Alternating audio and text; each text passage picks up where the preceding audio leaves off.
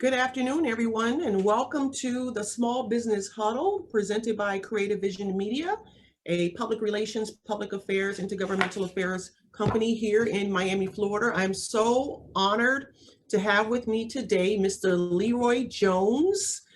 I don't have to give any background on who you are because everybody knows who you are. But since we know people outside of the wonderful South Florida, Florida region might also see this, but I know you've been traveling and exploring other projects, other places too. We're going to give a little background.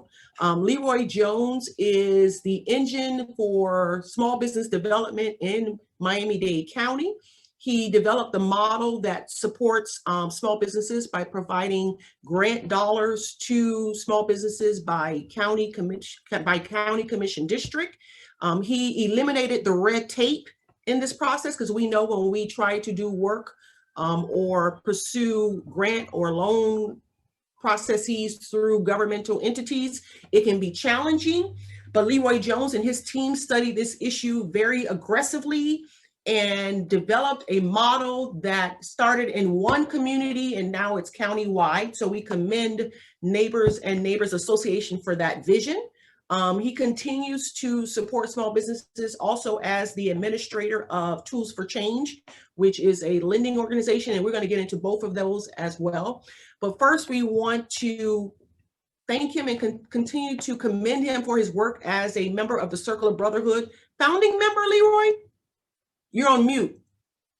You're a founding member, correct? No, actually, I'm not. The Circle of Brotherhood started maybe about 2 years before I joined. Wow. Yeah, I was asked to come in and join. Yeah. Okay, wonderful. So the Dynamic Circle of Brotherhood is a group of Black males that have committed themselves to serving as mentors to young men in Miami-Dade County. They are fantastic. Their backgrounds are diverse. Their interests and commitment to the communities in their professional and family lives are very diverse. And they bring all that to the table for young men. Is it weekly or monthly? Every week. We meet every Tuesday at 6:30. Every Tuesday at 6:30. So before we get into the small business part, so if there is a parent looking for a wonderful opportunity for their young child, their son, to participate in a mentorship leadership program and learn the facts about financial, social, cultural, and all of the other dynamics that make us whole as adults, how would they reach out or connect or learn more about the Circle of Brotherhood? Is it the mentoring program? What's the official name for the Leadership Academy you guys have put together for young men? Work readiness, self-improvement. Okay. Official name. Yeah. Okay, thank you so much. And they would call where if they wanted to learn more about that program? So they can call the executive director. I'm the lead organizer. Okay. But they can call Brother Lau Muhammad. Okay. Is the executive director, and I'll give you his number. I have it right here handy. And I've met Brother Lau. He's very dynamic. Very no better trainer. Could you find no better trainer in the world than Brother Lau? I promise you. Right. His number is 786-604-6141.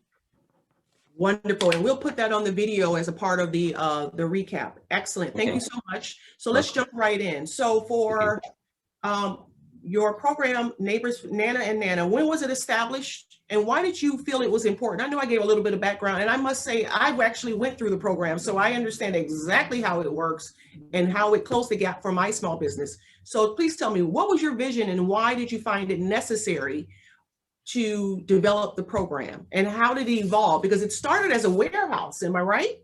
A warehouse concept. So you didn't think I remembered, huh?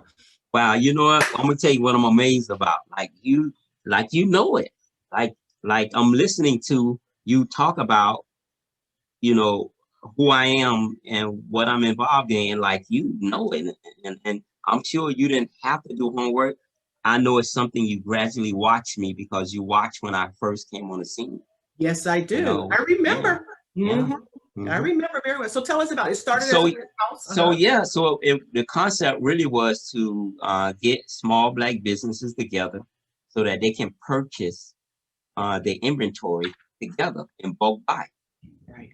And I was successful in raising $10 million, believe it or not, to buy a distribution center that was already functioning, and had the owner agree to stay on for 5 years and don't contract with any other entity or start another one.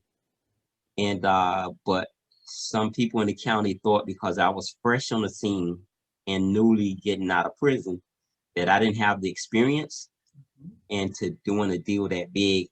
Although the money was raised, I didn't get the support that I need to do it. But had that have been done 25 years ago, I could just imagine where the small business grocery stores would have been at this time.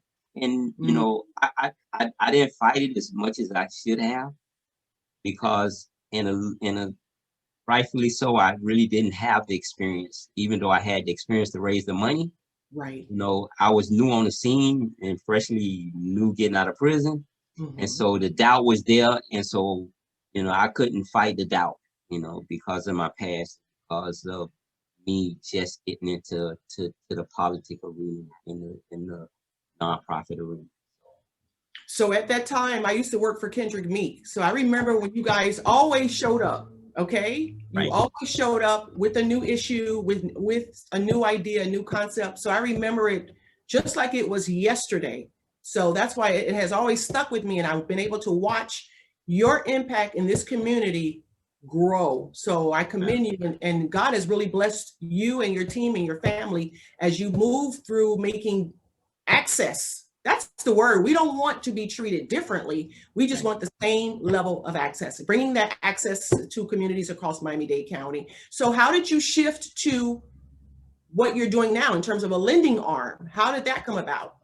You know, when the PPP first came out, my argument to the elected officials was, look, we ain't asking for any special treatment.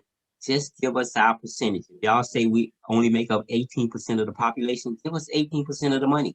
Right. You know, and some people might say, well, you're at 18%, not a lot, but do the numbers, right? We're getting less than 0.5% now. Right. Imagine what 18%, and we make up 17% or 18% or 9, whatever our population percentage we make up, what's that percentage? Right. You know, that would far supersede what we've ever gotten in the history or any time of this country or this world. You know, so, and you said how Nana got started? Your question? How did you go from warehouse to lending, to providing a lending vehicle? Okay. So after the warehouse deal didn't pan out, even though the money was raised, it set me back mentally, but then it also propelled me, because I thought about how I was able to do that not having any experience, right? I was able to pull that off without having any experience. So that what energized me to keep the same vision, but because I didn't have the support on the elected official side at that time, to go in a different direction. So who could deny me if I took on the task of now educating and fighting to keep small businesses afloat? So giving them that technical assistance that they needed, which will eventually can turn into money, because if I can teach that they learn how to do business in a better way, then the money will become available. And that was my thought. But being cunning too, knowing that I would have to have a muscle arm on the side of me too, and that's where the Brothers of the Same Mind came into. That I would have the young brothers in the streets with the dreadlocks and stuff that will be by my side for support, to say, you know, look, these dudes, like these street dudes, but they really trying to change, right? So using that influence. So the Brothers of the Same Mind was created like literally a month after I created Neighbors and Neighbors Association. I figured I would need that support. Tell us, support. Brothers of the Same Mind. Tell us a little bit. Brothers of the Same Mind. I remember Brothers of the Same Mind. Yeah. Tell us a little. So we did a lot of community stuff, like like we used to protest construction sites that didn't hire people that live in our neighborhoods. We had the annual Arthur McDuffie Candlelight Visual that we did every year. We had this one time we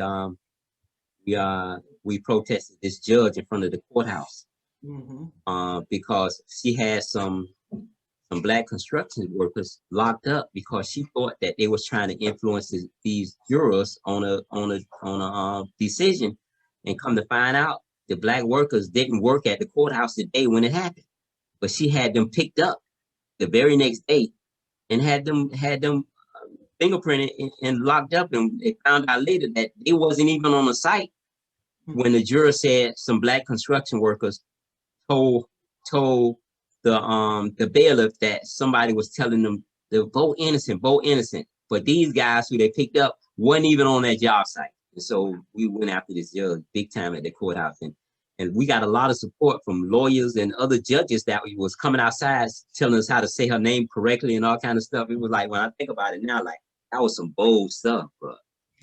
Like, that was some bold stuff. So that's what it took, bold action. So that was really advocacy, yeah, right? That's what it was. It was. So your advocacy helped to build your identity and build relationship and build your trust. How important is that kind of advocacy if you are a small business owner and you're looking to do business in the county? How important is that advocacy side in terms of building your vision, building your brand, and your relationships with the elected officials, with the leaders? What are your thoughts on that? So one thing I know, being in this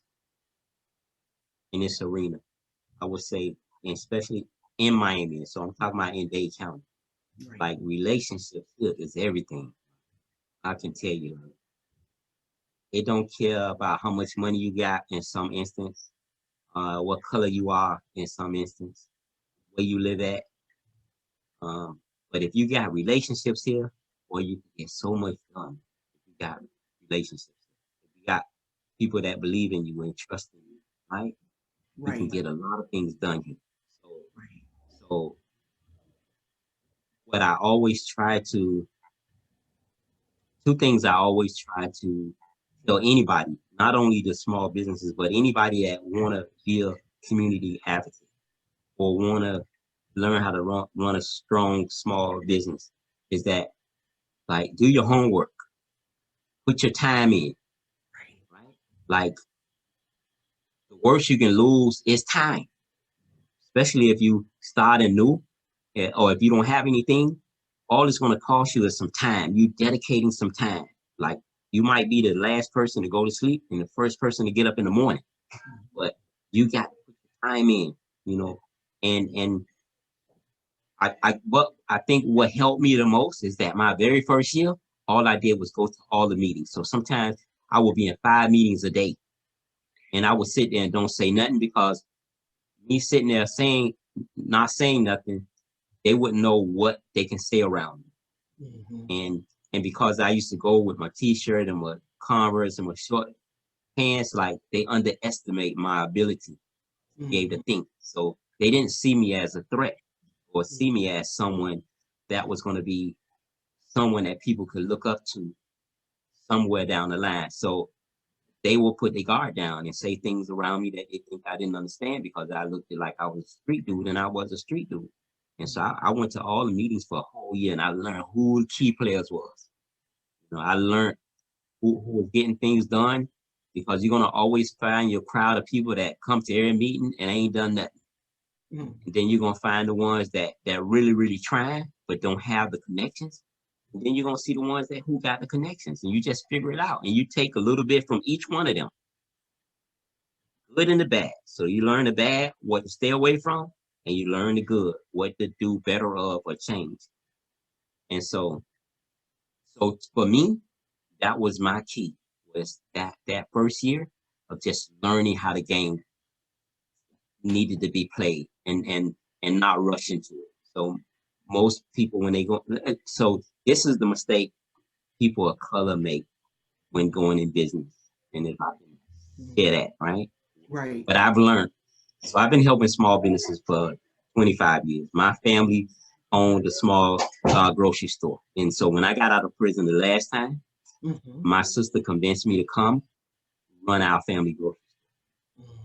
And so I had no experience in working in the grocery industry. I was a street dude, so I was a dude. I couldn't stay still in one place. So for me to work in a grocery store was like, couldn't do it because I couldn't stay 10, 8, 12 hours in one place, you know, um, taking $1 or $2, you know, people buying soda, canned goods. Like that wasn't me, right? But let me tell you, I learned so much about business in that little corner store that my family owned, you know, and because I changed the way they did business, you know, went from having no money in the bank to money in the bank, shelves, all the shelves full. Central air in the store went from 1,000 square feet to 4,000 square feet in 6 months. And everybody wanted to know who this guy. Asked my sister, who that? What changed your store? Man, look at your store. Like, how you did that? She said, my brother did it. They say, your brother? You got a brother? She said, yeah, he been in prison. That's why y'all ain't seen him, right? So this is what I see oftentimes, small, and I'm saying Black because I don't know how, you know, at that time I didn't know how they did business in the Hispanic neighborhood and the white neighborhood. I grew up in a Black neighborhood. I knew about Black grocery stores. So I can't talk about how they did business. I can only talk about how we did business because I was Black and I grew up in a Black neighborhood. Right. What I watched them do is like they were straight borrow money from family members, take their savings, and they have an idea to go in business. First thing they do is they want to find a commercial storefront, and they don't care where it's at. They're looking for the cheapest place. And oftentimes the cheapest place is not the best place for them to be. Right. And so they go find this cheap storefront that they pay a couple of $100s a month, and nobody in the neighborhood use that service. And they try to hold on, and 6 months to a year is closed. Biggest mistake that I witnessed them do is that it's better to spend more money in a place where you can be visible, where people are gonna walk in your door, or they are minutes away, than going someplace where nobody know you or nobody needs your services. So one, it's building relationships so that you can grow your business, understand the process, understand the players, right? And understand who to avoid. Right. 2 is making the investment to understand the best position, location, like they say, location for your business. And what other mistake or what other red flag do you see from small businesses in your experience? What else that we need to do or do more research on in terms of preparing to open or grow a business? So in the days, when my family owned a store, and in fact, my family decided not to do this anymore because my mom and my sister retired. So I didn't have an interest in it because I couldn't be still in one place, right?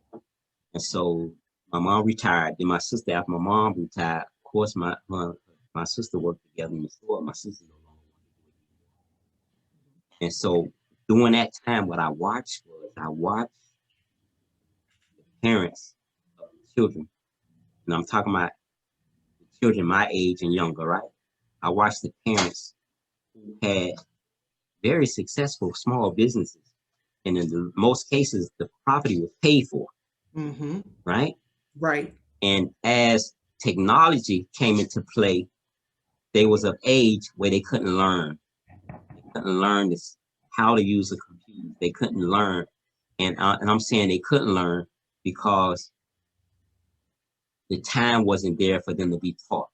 And believe it or not, sometimes when you get a certain age and you're used to doing business a certain way, it's scary to change. So they didn't want to change because for 30, 40 years, it worked fine for them that way. And so you watch their children come into the store and bring their friends and take whatever they want out the store. And that was money. I mean, going behind the counter and taking money out of the cash register, That means taking stuff off the shelves. And so imagine every day they will bring their friends in the store and they would take money, right? And the parents let them take whatever they want out the store. So that was profit. And so they put their children into college. And when about that time come, the shelves are halfly stocked. They hot, paint falling off the wall because they don't manage to pay for these properties. Send their kids to college. And the kids, when they get to college, all they can think about how dingy and hot and ugly that store was. And they didn't want to go back to help their parents. Now that's a bigger conversation, Mr. Leroy. Continue. There's some real stuff though. I'm telling you, because my family owned a grocery store. Right. Like, so all the little grocery stores in Liberty City and Overtown, I know them, you know? So I watched this happen. Right. And so they went to college and they had other ambitions to be other things, not to be sitting in those stores, you know, all day, you know, with nothing in them anymore. Right. And so they didn't come back to run the stores. And what eventually happened? They sell the property. Died off. Right. And most of them lost the property because they left their children. You know, they didn't have no wills. The properties went to probate court. The lawyers made the money. You know, some of the kids were doing good.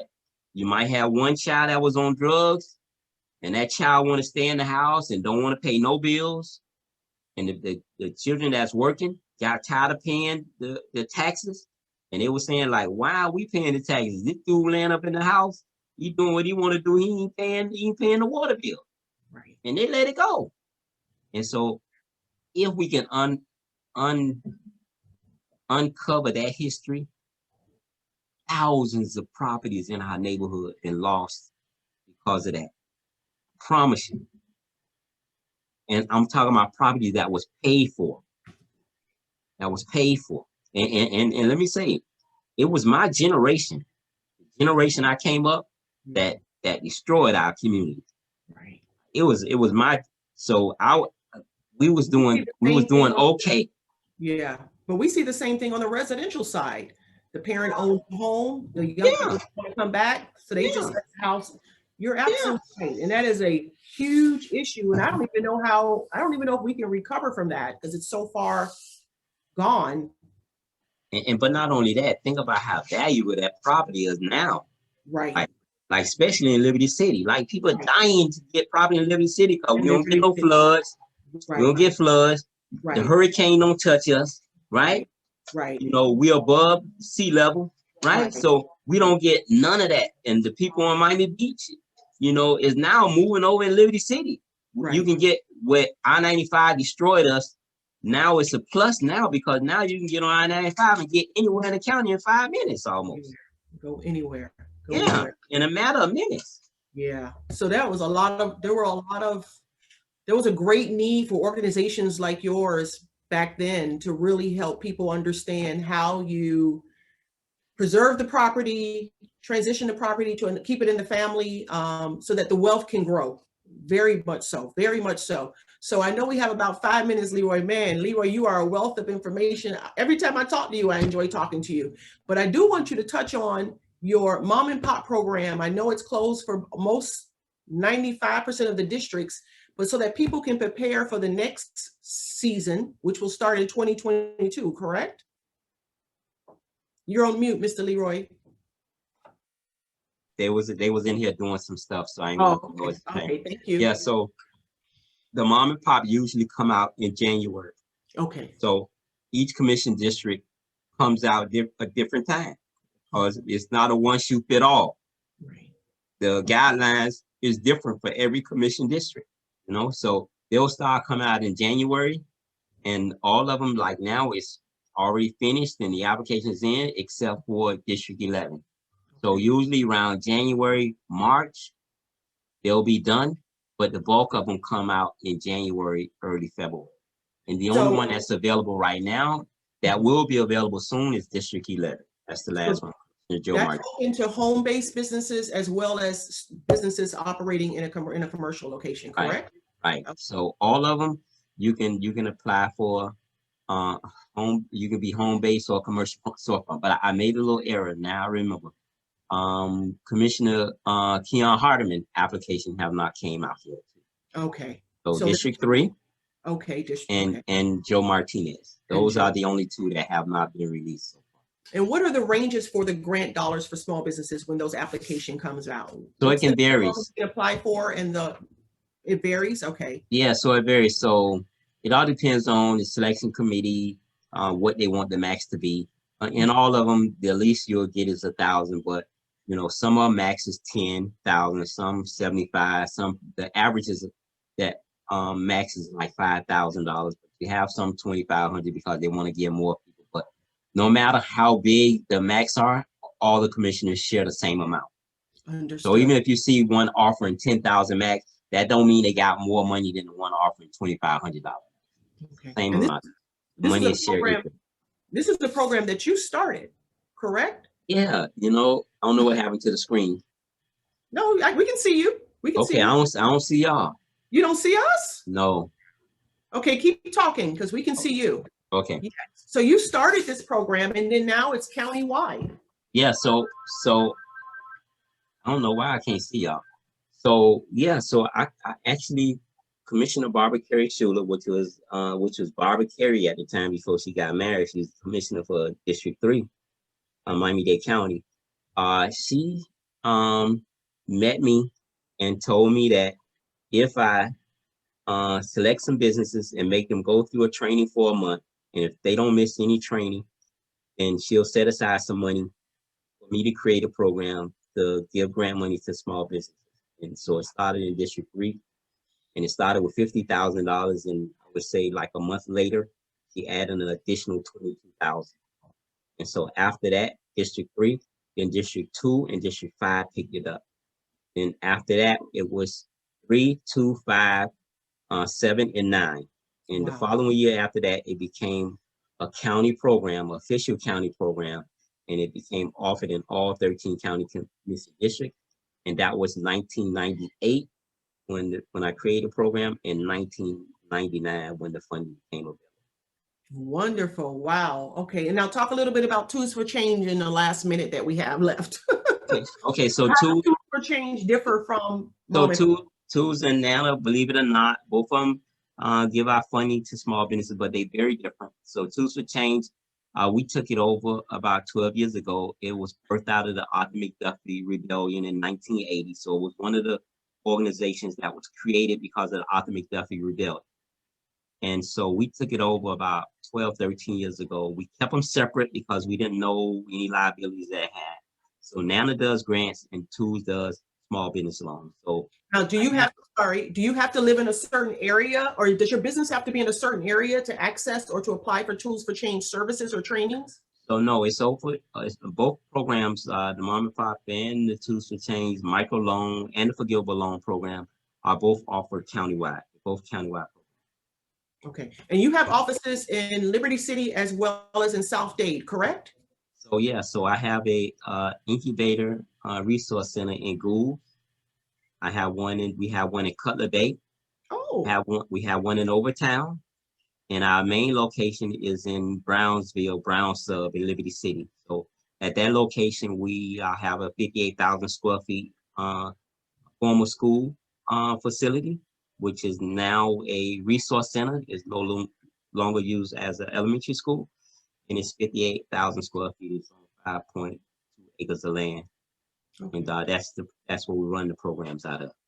So I understand that was a lot of help with school board member Mendengal, correct? Dr. Dorothy Bendroff Mendengal, yes, ma'am. So she made it happen.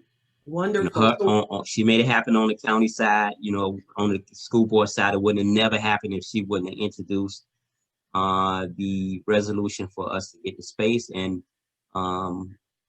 Commissioner Audrey Edmondson on the county side ratified and eradicated on the county side. We end up getting school for $1 a year. So we want to close out. First, tell us the phone number to call for anyone that wants more information on the mentorship program, the Tools for Change, or the Mom and Pops that's in next year, 2022. Which number should they call, Leroy? Okay, so if they want to contact Neighbors and Neighbors Association, They will Yeah. call 305-756-0605. For Tools for Change, it's 305-200-5568.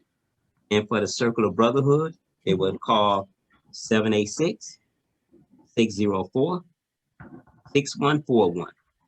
Wonderful. We're going to add all of that to the end of this video when we package it and put it up online. So thank you, Leroy. It's so great to see you. Thank Hope you, to my see you dear soon sister. in person. Thank you, my dear sister. Thank you for this opportunity, and I'm looking forward to seeing you as soon as possible as well. And say hello to your son for me.